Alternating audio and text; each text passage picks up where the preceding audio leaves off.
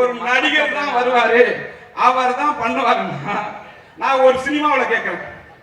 ஒரு சினிமா எடுத்துக்கணும், ஒரு கதை நாயகன் அவர் மக்கள் எல்லாம் கூட்டி ஒரு மாநாடு போறாரு.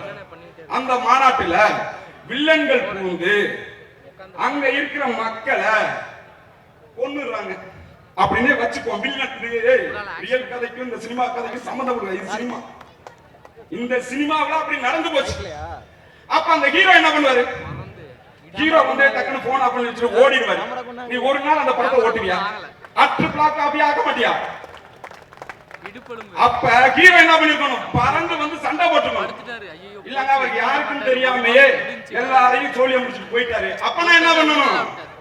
அப்ப அவரு கண்ணீர் விடணும், கத்தணும், கதறணும். அந்த பாதிக்கப்பட்ட மக்களுக்கு பின்னாடி போய் நில்லு.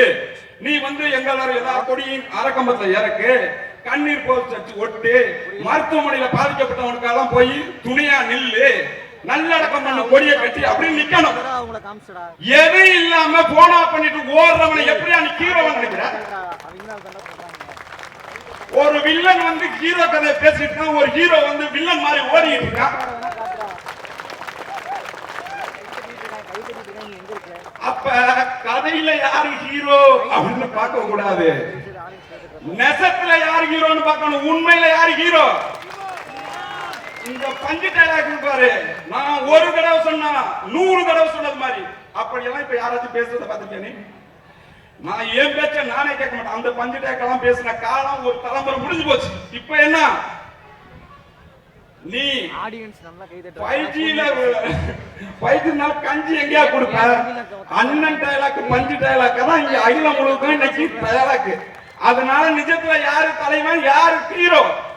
நாயகனும் அண்ணன் தான், தலைவனும் அண்ணன் தான். நீ திரையில தலைவனை தேடாத, தரையில தேடு.